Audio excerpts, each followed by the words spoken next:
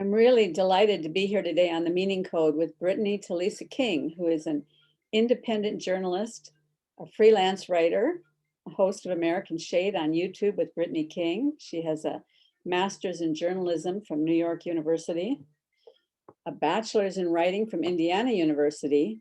And Brittany, welcome to the Meaning Code. Thank you so much for having me. Good to see you. It's just great to have you here. And I have a few things I would like to accomplish today.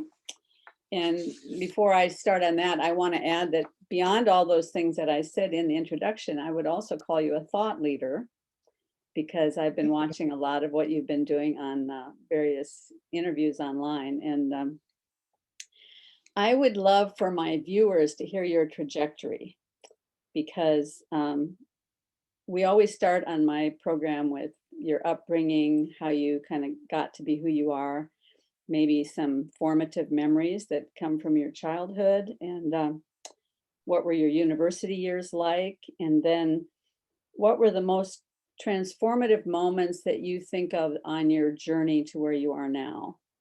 Mm-hmm. And then finally, why is your YouTube channel called American Shade? I think that's such an interesting name. So yeah. Okay. Oh, I don't know where to start. I'll just start with growing up. What was childhood like for you? Where were you born? I was born in Columbus, Indiana. Many people don't know where that is or never heard of it. They assume that I'm saying Columbus, Ohio, and it's not the same at all. Is it a small but Mike, yeah, Vice President Mike Pence, the former vice president, he was from that town. It's small. It's like 40,000 people. It is a conservative town. It's a Republican town. And I was often always at school or just anywhere, friend groups, I was often always the Black kid.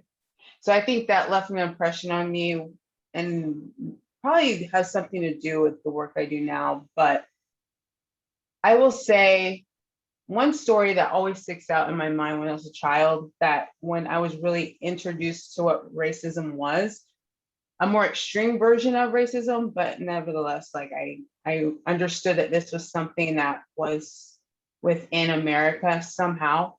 My dad, he grew up in the South under Jim Crow in Alabama. And I remember a story he told me when I was about 8 or 9, and it happened to him when he was 8 years old.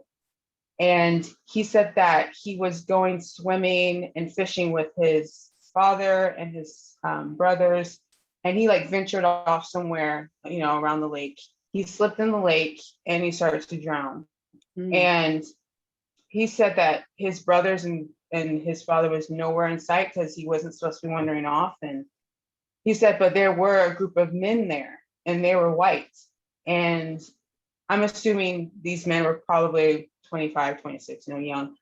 And he said, I just saw them leaning against their truck, and they just were laughing at me, drowning, and calling him all the racial epithets they could while watching him drown. And he said, while I'm like fighting for my life, because that's what the number one thing is. He's like, I'm fighting for my life, and I hear them laughing, and I hear them saying these things, but I'm still begging for them to help.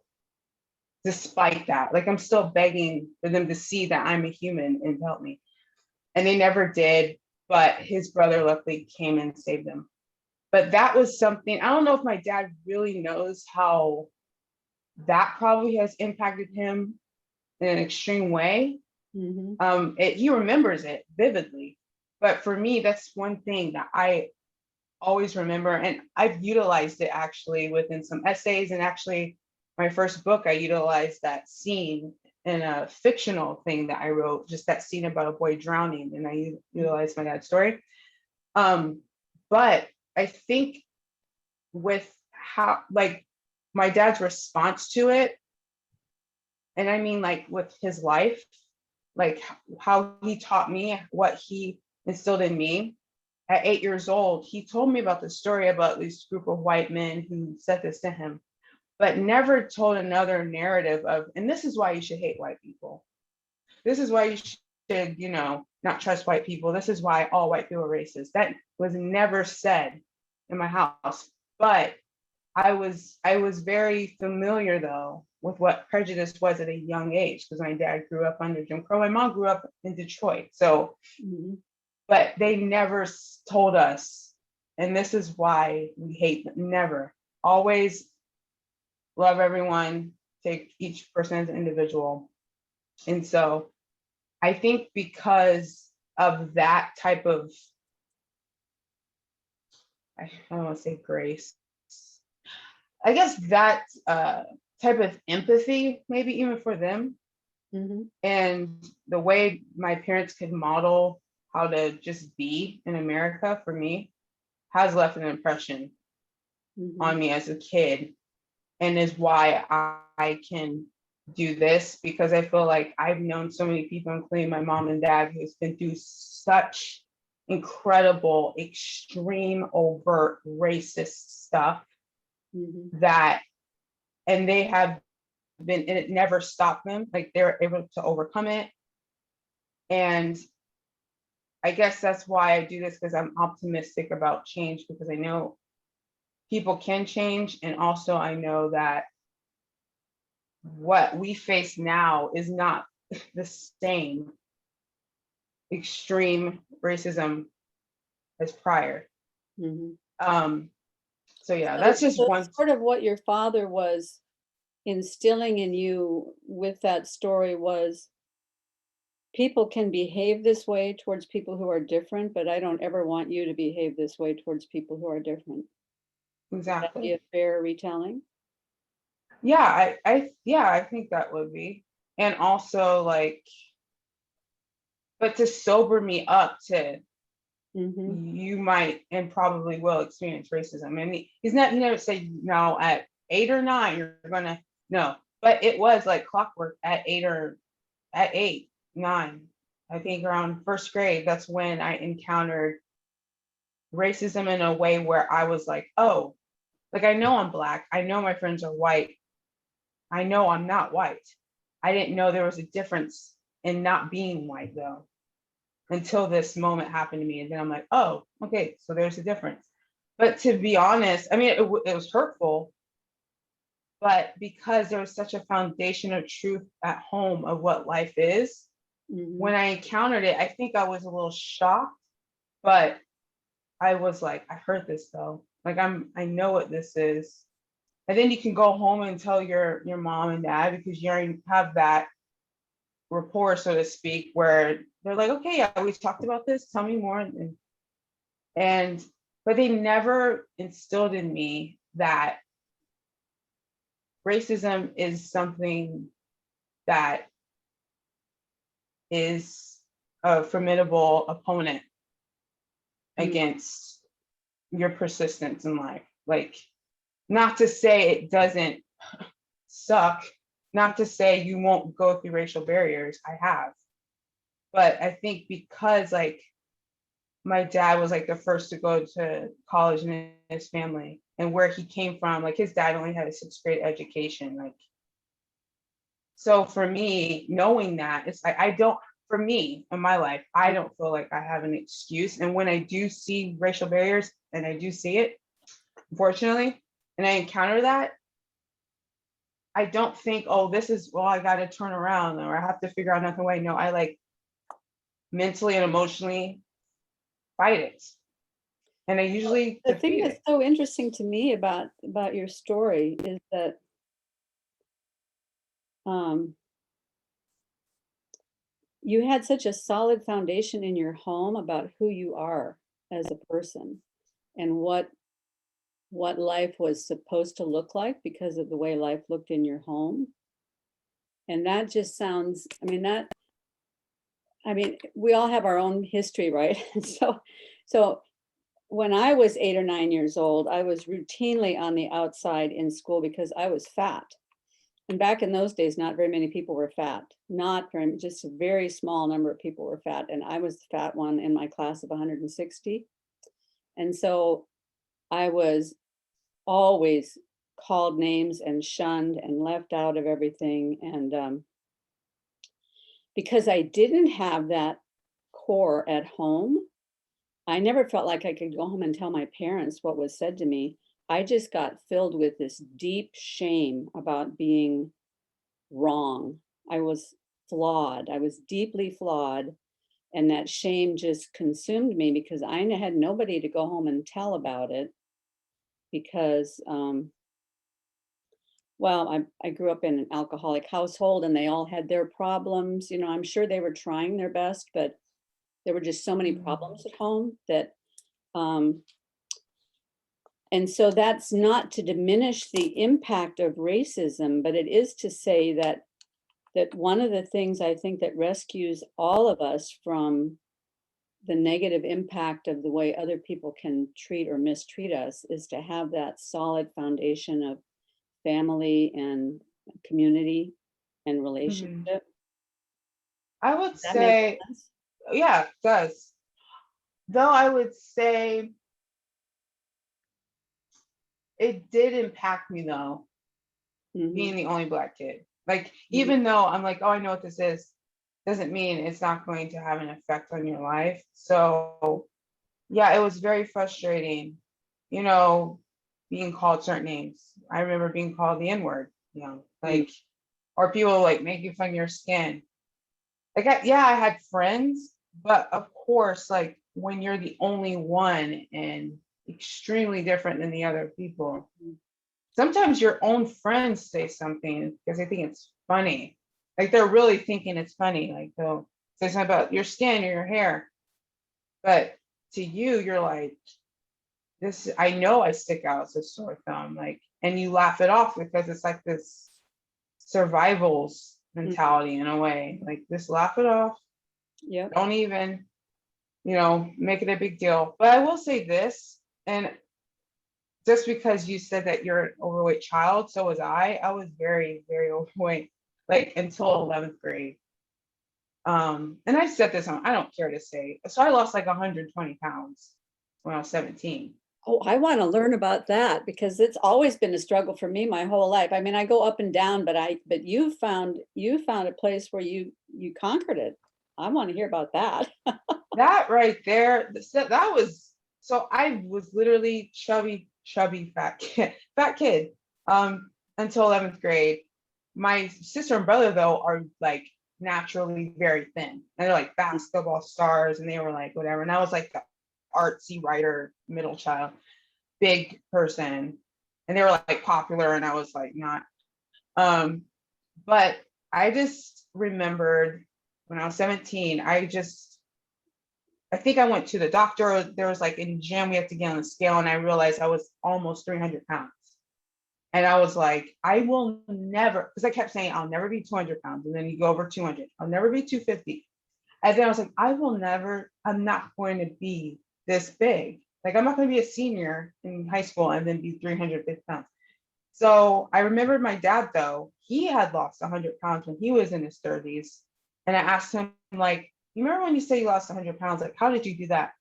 He's like, oh, it's this thing called the Atkins diet. And I'm like, what is that? And he's like, no sugar. I was like, no, thank you. I'm not doing it. No, I'm kidding. He was like, no sugar, low carb, and all that. And I'm like, I just try it. Just try it. And then I lost like 20 pounds in like, I don't know, 2 weeks. And then I kept doing it and doing it. And then in a year, I lost 100, almost all of it. I think a year and like 20 or 2 months, I lost all of it, the 120 pounds. But with that, yes, I experienced so much. I mean, I think I got bullied more for being fat than Black, which is like, I don't know if that's good or not. But yeah, I got bullied bad.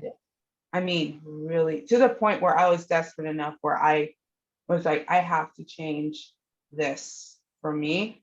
Mhm, And it was like a logical, just, if you don't want to be fat anymore, stop stuffing your face with Cheetos and start exercising. I mean, and I mm, think that type of thinking, it came from my dad, because my mom tells me I'm just like my dad. But like, just an objective, like, just, this is the solution. Now it's going to be hard, but you can decide, do you want to do the hard thing to be able to live a long life and a life that you want to live, or do you want to just do the lazy thing and the easy thing, which is nothing, and then get bigger and bigger and be miserable? So I decided I took the former, route, and that right there helped me with so many other things in my life where I'm like, I can do a lot of things. If I literally put my mind to it, I Mhm. can achieve a lot. And that at 17, I'm glad it happened then. That instilled in me, like, just do it. That's a remarkable story, and it's very encouraging to me. I started doing the no sugar, no white flour products about 4 years ago, and I lost 85 pounds, which was great. And I've continued to do that. I still do that, but part of that process was also no eating between meals, no eating after dinner at night, no wine, all of that. And when I lost Mm. all the weight, I thought, oh, I can loosen up a little bit. I can have a glass of wine once in a while. I can eat a piece of fruit in the afternoon. Pretty soon that was, well, I could have a handful of almonds in the afternoon, this little by little by little. And I've gained back about 25, 30 pounds of that. And so I was having this conversation with my husband yesterday about how, and this, I mean, this is a controversial thing to say, and it's a little complicated, but the world, even the church, teaches young women, you know, it's not about what you look like. It's who you are in your spirit, which is certainly Mhm. true. But you know how Jordan Peterson teaches that you can, if you look at your actions, you can tell what your values are because you Oh, yeah. act out of your base of values, right? If you Mm. look at your body, you can tell what your values are. And beauty is not just skin deep. Beauty arises out of a healthy body and a healthy mind, right? Mm. So I think that's something that really needs to be talked about more, that that truly taking care of your body and healthy fitness and all of that kind of thing naturally results in beauty. So beauty is not a bad thing, right? It's not. And I 1000% agree with that. I think at a young age, of course, because I wasn't like, the standard beauty, of course, I'm like, it doesn't matter what you look like, just great personality. But you gotta have substance. Because yes, a pretty face might grab a guy or whoever, but it's not like going to keep them if you don't have substance, character, and all that. But yeah, beauty is not bad. Like, if anything, it just showcases confidence. And it's not to say like have to be like a supermodel look. It's the fact that you can tell when someone has pride in themselves because they're taking care of themselves, however they come. Like, they just are their best selves and they try to exude that out because they kind of are demanding a sense of respect from people because they respect themselves. Mhm. But yeah, I do see it does translate. Like, people's confidence usually translates with how they look on the exterior, because even if they're not like aesthetically like the vision of beauty, there's times where that doesn't matter. Like, someone could just be attractive because they have that confidence that I am an attractive person, and you're like, you know what, you are attractive. I don't even know why I'm looking. So yeah, I agree. I agree. Nothing wrong with So beauty. obviously that was a life-changing thing that happened when you were in high school. And then did you go immediately on to university or did you take some time out before that or? Well, this is another stumbling block that I had. No, I didn't. So when I would say, yeah, those were, I guess, 19. I didn't want to go to college at all. So I graduated when I was 18, and my parents were like, well, you have to do something. Like, I was like, oh yeah, I'm gonna move to New York with my friends, or we're gonna like be, these musicians. I was so like naughty. I was just immature, had no direction in life. And I was too busy focusing on partying because of the fact. So it's like a blessed.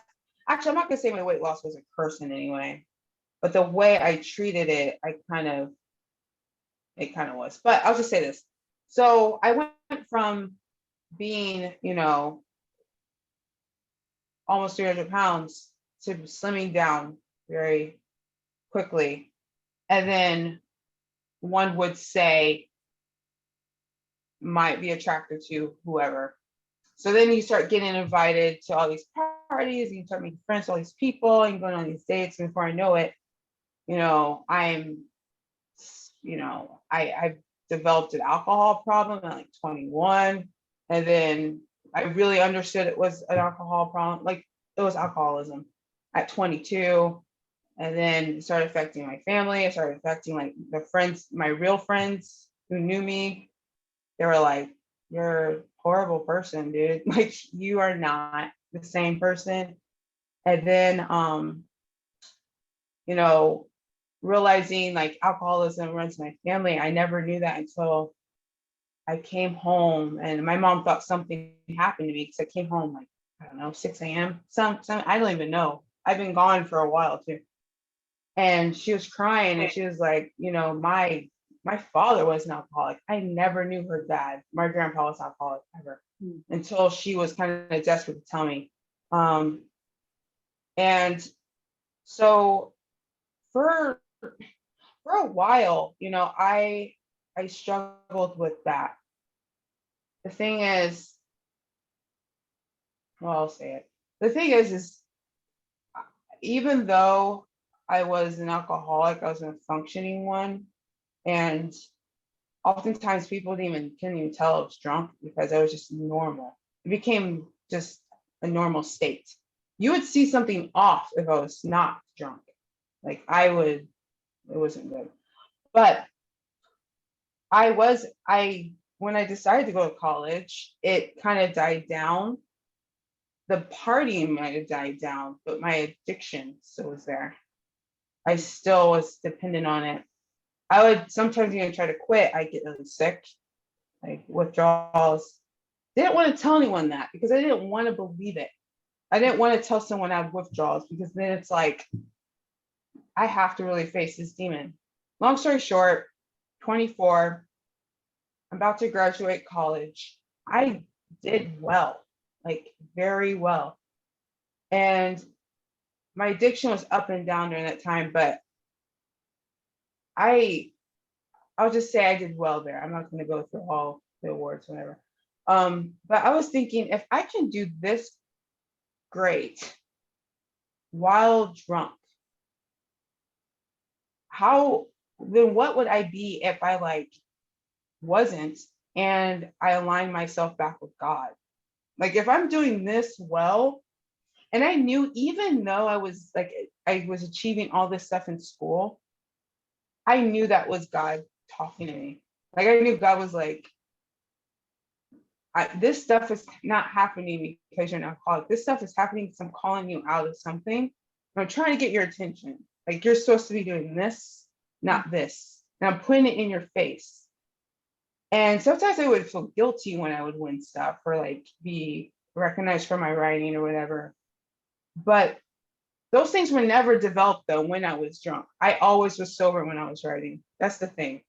So I at least can say that. But I think I was trying to say, this is who you are. This is not who you are. And once I just, again, after my mom, it's a long story, but my mom tricked me into going to this rehab place because I didn't know it was rehab until I was there. But it's one of those centers where if you're, older than 18, you don't have to stay. And I was 23, 22. So they were like, just do the assessment. It's not going to, what's the harm? So I did. And they were like, if you don't stay, you'll die. Your body's dependent on this in a way where you will die. Straight up. And I left anyways. I didn't care. I was like, well, whatever. Wow. But it got to a point at 24, I was like, I'm not going to die like this. I'm not going to die before I'm 30. And I went to church with my friend. She begged me to go, went. And again, logical decision. I was like, I'm not even going to do a dramatic thing with this. I just said, God, I'm surrendering to you, but you have to help me with the withdrawals.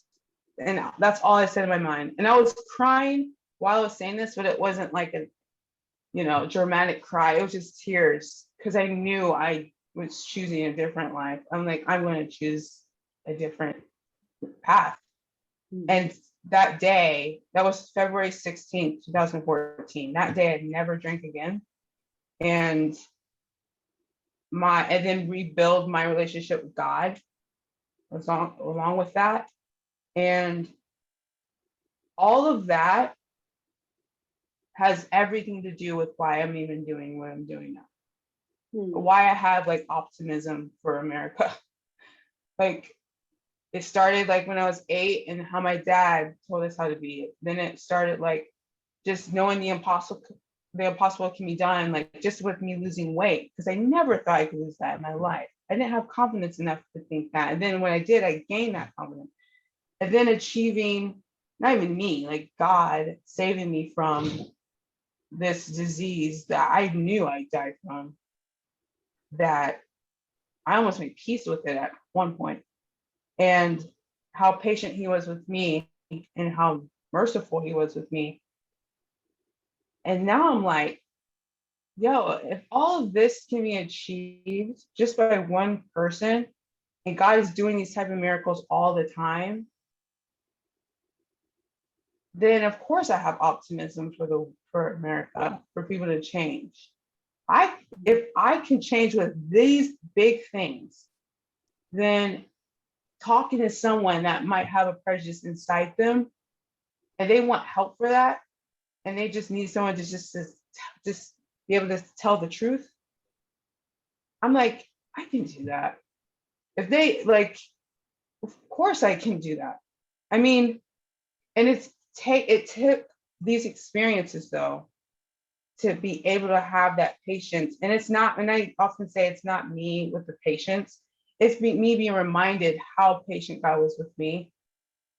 And that does translate with my patience with just listening to people.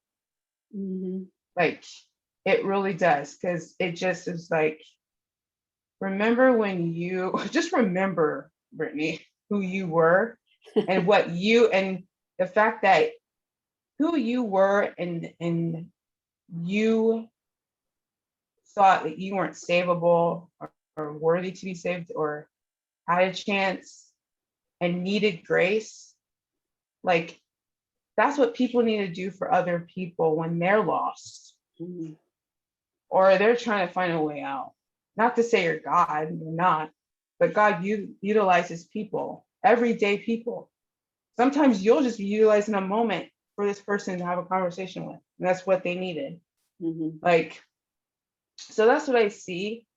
Because if you had told me this was what I would be doing like 5 years ago, I would have laughed very hard and like shut the computer off. Like, I'm like, no, like, this isn't, I'm not going to do this. I'm not going to exhaust myself. And no, I'm like, you know, how exhausting was I? Like, I see it so differently. It's been reframed for me in such a way where it's so clear that even though it can be exhausting, and yeah, there's moments where I can cry out because I'm so tired sometimes from the discourse that's going on, but the amount of messages and feedback I get from people, not to say they agree with me, it's not to say, oh, I watched this thing and now I completely just don't think the way I think anymore and I think the way you think. Like, no, these people say, you know, I still think about, you know, I still have my perspective on this thing, but now hearing how you broke it down, if I encounter someone that has an opposing view, I will engage in conversation, because what's the harm of talking with them? Because I did gain a little knowledge from this, because I didn't see it from this angle. There was a blind spot for me. So now that I know this, now I can maybe revisit that person on social media or that family member who was trying to tell me something. And now I'm like, I get it a little bit more, and they can take it on, and it's like a ripple effect with everyone in their life. That is why I continue to do this, just because it's humanizing humans again in a way. Like, people literally see people like a whole, like they're just a Democrat. they're just a Republican, they're just person on the left or the right, or they're just black or white or Asian or whatever. Like, but people and they think they're the only human in the story.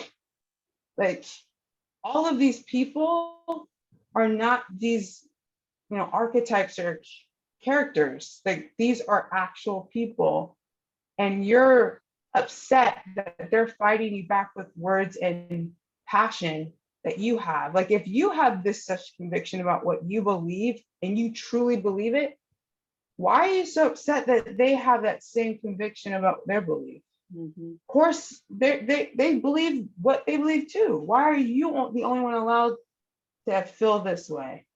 Mhm. So I think go ahead, sorry, I've been talking for a Oh, while. I just it's go on okay. tangents. What you said just made me think of, for 6 episodes, I had a guest who is a physicist by the name of Glenn, and we were trying to explore what is life, what is the source of life, where did life come from in the beginning, and so we talked about a lot of different things out of physics, entropy and quantum mechanics and all of those things, and computational theory, and we talked about all these things. So it was a really fascinating conversation. But one of the things that he taught me that has been a very useful kind of framing for actually scales into every area of life is something he calls the inside outside, which apparently is something the way computer scientists are taught to think. But it works for everything. And when you're talking about how we tend to want to label other people with an identity, we're no longer looking at the inside of them. Now we're just looking at the outside, and we're putting a name on that outside so that now they're easier to manipulate. So the example that he uses is like a watch. If I have an old Swiss watch and it's a working watch, and then I have next to it a pile of parts that would make a watch if they were put together, they're of equal complication, right? There's just as many parts in both of them. But the working watch inside is very complicated and messy, unless it's working properly. But from the outside, all you have to do is look at the hands and you can tell what time it is. So things are, once we get outside of something and we're at another level, it's much easier to look back and use that thing that's inside a boundary. And that's a good thing and a bad thing. I mean, sometimes it's good to be able to simplify something in a way to make it usable. Like one of the things I really like about Jordan Peterson is that when he talks about ideas, he's able to take, I mean, obviously it's still complicated, but he's able to take really, really complicated things and make it into something that is usable, that we can use for our lives. But the bad side of it is you can take something that's very complicated, like a human being, and stick a label on them. You're white, you're black, you're a Democrat, you're a Republican, you're a conservative, you're a liberal, you're a progressive, you're a BLM, whatever. And once we put that label on them, we don't have to think anymore about their complexity or what might make it difficult for us to communicate with them. We can just leave that label on them, and now I know who they are, and that's all I have to know. And then I can either applaud them or ridicule them, and make then I can virtue signal and all of that. So that's what it made me think about when you were talking about that. Yeah, that's true. And that is what I'm attempting to try to do on my platform.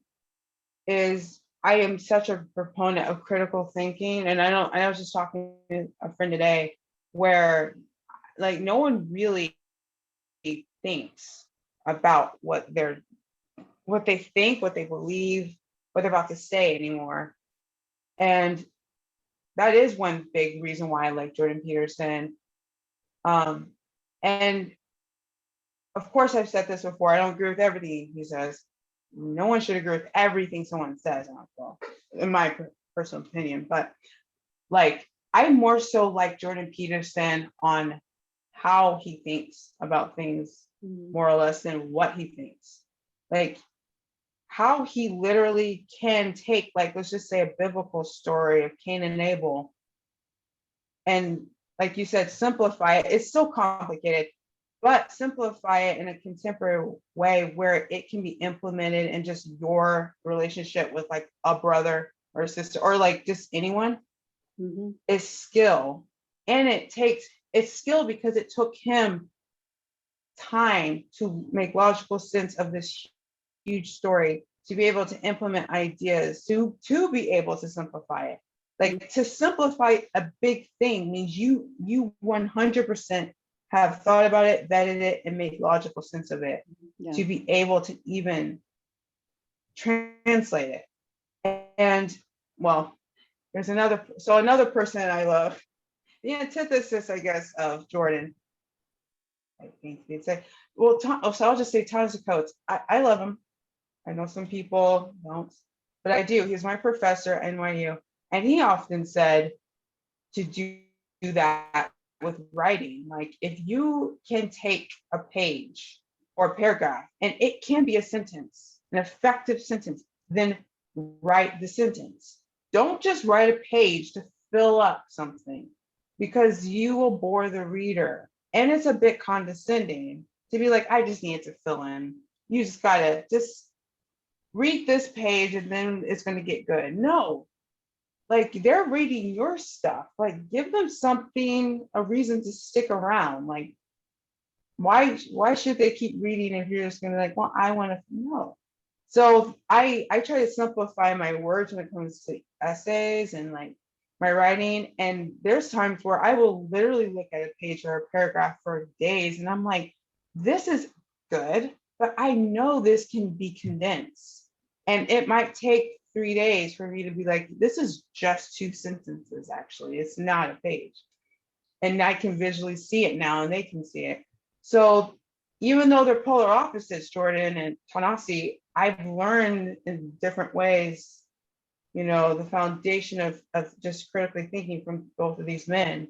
And I make videos. I've made like 2 videos on Jordan, and it's on thinking, because people can say what they want, but the way he thinks is like mind blowing. There's things where he says something something I've heard ever since I was like 10, but it's like when he can say it in the way he said it, I'm like, of course, it makes perfect sense now. It made sense before, but this just clarifies it way more.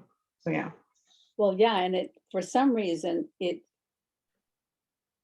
I mean, I had exactly the same experience, because when I first started listening to him, especially in the biblical lectures, and he would tell some long story and then he'd make a point out of it, I would go, oh yeah, I remember the Lord teaching me that, and I wrote it down in the margin of my Bible back in 1989 or something. But so I kind of remembered it, but when Jordan said it and the way he said it and the stories that he told that went with it kind of drilled down deeper and made me take a better look at my own actions, because I was kind of functioning more on my propositional beliefs. I had all these beliefs and I could teach them to other people, and I could talk about, you know, how we need to trust God and all of those kinds of things. But what were my actions actually displaying what I said I believed, you know? And so there was something about the way he was teaching that stuff that really made me start taking stock of what I was doing with my life and whether I was going to use the rest of my years wisely and productively or not. And so that was really good. But I heard you say something that it might have triggered some people. And so I want to explore it a little bit. You said, I learned so many things from these 2 men. Now, there's probably a lot of young women your age that would get really triggered by that, right? That you learn something from men, because men are the evil entity at the top of the patriarchy. And the reason I bring that up is that recently I had a conversation with Tammy Peterson on my channel, Jordan's wife. And there were a number of young women in the comment section who said things like, we are having such a hard time finding women role models. And it was such a delight to listen to Tammy Peterson speak because, you know, she just has this approach to life that makes her someone that we would want to model. Hmm. And I think you are also one of those women that women would like to model. And yet you said it's okay to learn from men. So I would be Of curious as to course. why you think that. I literally didn't even think about what I said. Like, That's why of course, it's so beautiful. I thought about, like, of course, I thought like these two men, but I didn't think like, oh, this is like in a sense anti-feminist or anything. No, like of course I learned from women and men, and I'm not gonna not listen to men because they're a man. Like for me, okay, so I guess another thing with my upbringing, both of my parents are engineers. Both of them started computer business together and worked side by side for over 30 years. Now they're kind of, they're almost retired. So my dad's like, he's like the head of like an engineering department at a university. My mom, she teaches here and there, math, and she does other things. But I never thought like, I just never saw as a child men or women like not equal. And well, I could say this, well, I don't want to get people stirred up in the comments. It's The, you have the to just thing you have to is, speak the truth. That's what's so delightful about you, Brittany. this is the truth for me. Um, and I hope people get this, but like I'm baffled at like why men are our measuring stick. Why are men something we want to be equal to? I don't think men and women are equal. It's not to say we're not. I'm saying we're not equal because we're not the same. Like we are, I feel like we're a balance to each other, yin and yang. Like Mhm. a man's not equal to me, I'm not equal to a man. That means that we are the same in every way, and we're not. Like biologically, they're stronger than us. I think we're smarter than men. I'm kidding. We're more nurturing than them. Like we each bring our own thing to the table on purpose. Mhm. They cannot give birth. We can. That makes us pretty freaking strong. And also, they can do things we can't do. And Mhm. we were not supposed to do the things we can't do because they are the ones bringing that. Mhm. So we're not equal, but it's not a bad thing. And so I have no issues with saying I learned from men. And to be honest, there was this one article that went viral, and it's all about men. I didn't even notice it. I was like, I talk about these pivotal moments in history with debates, and I use like Booker T. Washington and Du Bois. I use Malcolm X, Martin Luther King, and then I use Ta-Nehisi and Coleman Hughes. 6 men. And I didn't really get, no one said anything like, oh, you don't have a woman in it. Because I think that they got the point that it's not about a gender in this. It's about literally just about thoughts, polarizing thoughts about liberal and conservative blacks. Like, but I've learned so many things from women writers, like Toni Morrison, I love, Gwendolyn Brooks, like I love Angela Davis too. I met Angela Davis once, amazing woman. Like there's so many women, but this whole like the future is female or whatever, like, or even like believe all women, men are trapped. Like, no, I don't subscribe to that. And it's funny because people will ask you if I'm feminist or assume, they just assume I am. And I joke around. I say I'm not a feminist because I do support women. I know I don't know if I can make that joke, but I did. But no, I support women in so many ways. I wouldn't call myself a feminist just because I don't know what's going on with this wave of feminism. I don't Mhm. understand. Well, I Um, like the way you put it when you said, why are men the measuring stick? Because yeah. that's sort of what's happening. Women are saying, well, I want to be equal to men. Um, I want to be treated equally to men. And of course, we all want that. We want to be treated equally to men. We want to have equal opportunity. But the way they spool that out when they get to the end of it, the one that's the best example to me is that awful movie Wonder Woman 1984. I mean, it completely lost the thread of who Wonder Woman is because they just turned her into uh, a male super being, but Mhm. in a female body. So she's not a woman Mhm. anymore. So why does it matter that she's Wonder Woman? If the final goal is for us all to be like men, Mhm. then we are making men the measuring stick. Then we're saying men are better than us because that's what we want to be, right? Exactly. And But you're then we lost negating, the thread. yeah, you're negating, the fact that you are a woman out of the equation. Like, I understand that like people are saying like we want to be equal to men because they feel men have more rights or more agency, or they feel like this is a very patriarchal society. But I'm like, do you really want to be equal to men? I often ask my friends because I'm like, do you want to be drafted into the army? Do you want to pay for the whole date when you go out? Do you want to hold the door for the dude? Like all these different things that we want we want the pros of what it is to be a man. We don't want the cons. Like we don't want the hard. I don't want to say we. I'm not gonna say every woman. No, I'm gonna just say to be equal to men means you got to take it all. Mm-hmm. Like you don't get to choose. Like no, I don't want to be. I don't want that. I want this. No, I don't want that. No, like be equal to men. Okay, then go out and shovel the snow. He can stay inside with kids. Like it's like everything then.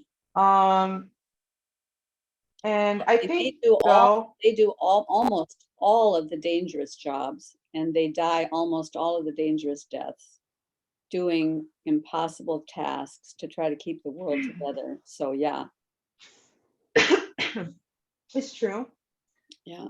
And no one, and not no one, people bring this up, but one thing that's overlooked is the fact that um, suicide rates for men is very high. Mm-hmm. So I wonder why. I mean, I've heard some women talk about it, and they call themselves men activists. I don't know, but like they will talk about that, and it's like, why isn't that in the discourse of why that's such like if this is such a great country run by men, men thrive, men are the measuring sticks, they're the thing to be, the goals, then why are they killing themselves so much more than anyone? Mm-hmm. I just find that one sad and also very interesting as like a counter narrative to what's going on. Mm-hmm. um so yeah, I'm just throwing that out there. That's okay. That's okay. Um, so that sort of brings me to my question about why did you call your so what are you trying to accomplish on your YouTube channel, and why do you call it American Shade? So this actually started as an audio podcast at NYU. They had like openings for new podcasters, and they were looking for people to pitch new ideas. And I pitched this idea of having a podcast that explores race issues and like pop culture issues that's usually tethered down to race. And like, but I'm like, I'll be a black woman host, but I also want to like bring in guests that don't agree with me, or I want to bring in like a gray area of thought. And I said I want to model it after kind of like James Baldwin, where he was very like had his perspective, but definitely was like, but there's other perspectives out there that we need to engage with. So it was called American Shade, and it doesn't mean the same thing now, but then I called it American shade because shade is a colloquialism. It started in my community, Black community. Now it's a part of pop culture. That shade means like how can I say? It's like, you know, oh dang, I don't even know. Shade has become its own word. I don't even know a synonym for it. Well, the times that I was kind of wondering if you were using it in that sense. The times that I've seen it in a meme or something, it's usually somebody looking aside at somebody else in a photograph, like, really? You know, Like kind of that. I get American shade, like I guess in essence, a more extreme way to say it, like the ugliness of America, the different shades of what that could be. It doesn't look one way. There's now American shade is more like, and it's going to be more uh, understood because someone's actually developing a website for me right now, and they're utilizing colors to really show what I mean. And purple is like kind of like the color for American shade because it's blue and red mixed. Mhm. And so now on my channel, you'll see the banner and it says a bipartisan hangout for thinkers or for people to think.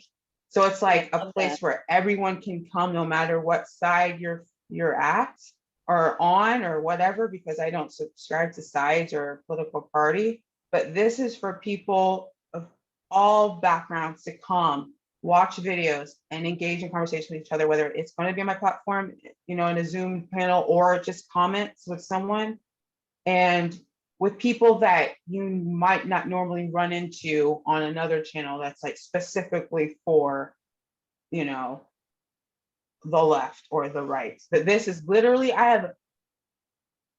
it's such an eclectic base of subscribers that are conservative, liberal, moderate, or just politically homeless, some say, or libertarian, like every type of every shade, so to speak, of people. And that's what American shade is. It's like, of course there's blue and there's red, but there's so many different colors in between. And like shade just means all. And some people actually on my channel have made their own like conclusions of what it is. It's like they said shade from like what's going on outside. Here's a shade, like a place where like all the hot ray beams aren't going to be like making its way onto people when they come here. Like, yes, you don't agree with me politically on this issue, but we're going to watch this video that's funny together and laugh in the comments and like start a dialogue. And then I'm going to learn like, oh man, this person's on this side, but we're laughing about this. We have this in common. Huh. Like that, just that little thing helps. And when I do my live chats, I see now like there is a sense of community where there's all these different people. And it's always like, I've noticed like the same 50 people always in the chat, always commenting. And I know they all are not on the same side at all, so to speak, but they are, hey guys, what's up? Like talking to each other and have built a rapport. And if you can do that online with strangers, where it's so easy to just start a beef with someone, because all we are like these little social media handles, then when it happens in life, you can do it even better. Like if you're willing to do that on a platform and engage on a platform where you're going to run into people who do not agree with you, but you're still sticking around, even if you get offended. There's sometimes people are like, I like your videos, but this one I just don't agree with, but you know, I still support you. I'm like, I'm good, because it's good to challenge yourself to hear things you don't like, because it builds a tolerance. Like you get muscle, like you get some muscle in yourself to be able to take on things that might offend you. And the more that you're willing to do that, you won't be so offended. Like it will take a lot to get me offended. And it's funny, I've had conversations with people And there was a couple of moments in the Brett Weinstein podcast that I did. I thought that was great. That was one of my favorite conversations I've had. But there's people who are like, oh, I'm sorry if he said this that offended you, or oh, I literally was like, I didn't offend me at all. Like, not to say, I actually no, it didn't offend me. It didn't offend me. Maybe a moment where it can be uncomfortable moments, but because I know his intention, of course it didn't offend me. Like, but I think people are just very they like to stay bubble wrapped with what makes them feel good. And sometimes you have to venture off into areas where you are going to be uncomfortable. But that just makes you a better human. Like to have that. And it just makes you build up your muscle of empathy too. Like, I don't know how you can be empathetic with people that you aren't willing to listen to. Like, how does that work? I don't know. Well, the whole thing where you were talking about how we need to build up muscle by listening to things that are difficult made me think of that one quote of Jordan Peterson's. I'm always dragging him in because sometimes those quotes of his just help me to frame something in a way that makes it really understandable to me. He says that which we most need. Actually, I think he got this from Jung. But anyway, it's that which we most need is where we least want to look. Right? So if we're talking to somebody who is in disagreement with us, that's why it's important to listen, because they might have something to teach you that you don't even know that you need to learn. You don't want to look there. Whatever they're saying might be painful, might be challenging, but that might be the very thing that you need to learn, right? 100%. I have learned a lot from people that don't see eye to eye with me. But yes, I mean, I don't know. Jordan said it all with that. Like, that is right. Yes. Well, so I would love to introduce my viewers to some of your writing and some of your favorite podcasts. You said the one with Brett Weinstein was a favorite of yours. And I could put these in the links in the description part of the video. So if you want to send me a list of or some links to some of your writing that you would like to introduce people to, and your new website sounds really exciting, and that made me wonder. Certainly, you've been in contact with John R. Wood Jr. to this Braver Angels. Oh yeah. Yeah. Have you had a conversation with him about the whole red and blue, all the shades into purple kind of thing? Yeah. Yes, me and John have talked. He's awesome. And we definitely have talked. I know our first conversation, I think, was like 2 hours, and we've talked here and there. Yes, we talked about that because he also shares my views with that too. Even though, and he said, I shared your sentiments with, like, the left and the right being so polarized and Republican, Democrat. He has told me he is a Republican and conservative, but liberal in other ways. But yeah, he said he wants me to come on his podcast. I'm down to come on Braver Angels podcast. I think what they're doing is really awesome. I participated in some of their events where they have people come on and debate, and I've asked a couple of questions, and they're all great. Like, and yeah, and I learned a lot from those. So yeah, they're doing awesome work. He's doing great work. Yeah, well, you're doing great work too. I just was curious about that. You haven't had a conversation with Jordan Peterson yet, right? I have not. It's funny. We got to get that going, man. That's so funny. So it's like, so I've talked to his daughter, not like on a podcast, but she and I have like just literally just messages on Twitter. Mhm. But I feel like stepping, like, hey, can I talk to your dad? Like, or hey, like, I would I talk to Jordan It Peterson? needs to Yes. come Let's from just say that. outside, yes. So we just need to get a movement going from the outside. That would be amazing, actually. I don't even know how that conversation would start, but yeah. He's usually pretty good at asking questions, so Oh yeah, for sure. he'd get you going. Yeah. Yeah. I would do it. It's been out there. Well, you are courageous. I mean, the things I've seen you do online are very courageous, so I applaud that. Thank you. Thank you. Appreciate it. And you are, you're such a, um,